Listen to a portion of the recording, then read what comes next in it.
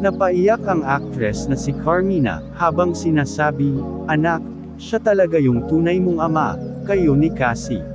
Tila hindi matapos-tapos ang issue tungkol sa pagkatao ng kambal ng mag-asawang Carmina at Zoren Legaspi. Hanggang ngayon kasi balot pa rin sa katanungan ng mga tao kung sino ba talaga ang ama ng dalawang bata. Well, obvious naman kung sino ang tinutukoy ng mga nagsisense na pinagdadahan ang ama nila Cassie at Mavi, at walang iba kundi ang actor na 80s heartthrob na si Aga Moloch.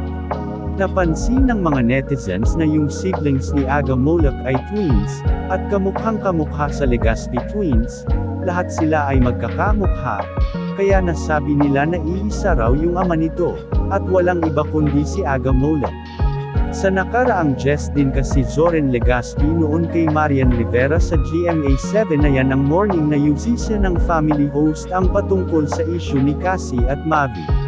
Nataon naman ito na kasama sa hosting ni Zoren Legaspi ang pensanbu ni Aga Moloch na si Nino Moloch, kung saan pinagdugtong ni Marian ang kayang katanungan sa aktor tungkol sa isyong ito.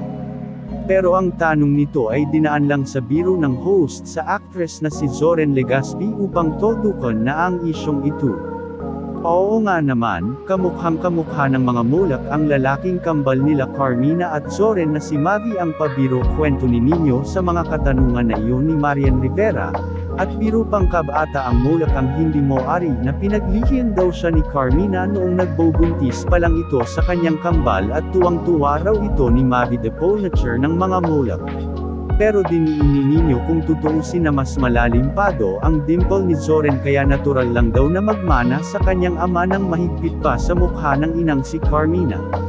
Natutuwa si Zoren sa sinagot ng tanong sa actress tungkol dito habang nakatingin at nakikinig ang aktor na si Nino Moloch.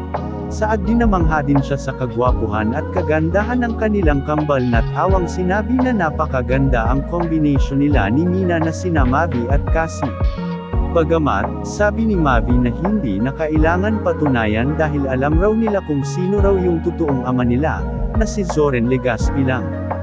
Samantala inamin ni Zoren Legaspi na minsan nasasaktan raw sila dahil lumalabas katulad nito na nagsisabing hindi raw niya tunay na anak ang kambal, dahil alam niya na nanggaling talaga ito sa kanya.